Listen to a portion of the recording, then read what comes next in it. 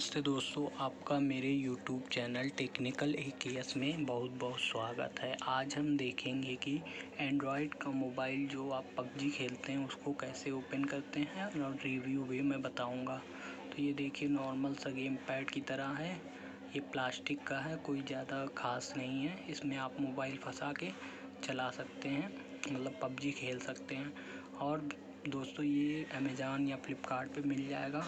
तो नॉर्मली आपको अपना कीबोर्ड एंड्रॉयड में आपको अपना कीज़ जो आप पंच करते हैं उसको आप सेट कर लीजिए और नॉर्मली यहाँ लगा के ये देखिए मैं थोड़ा सा दिखाऊंगा खेल के। ये देखिए हो रहा है, पूरा ओपन हो गया है। ये चलेगा अब आपका।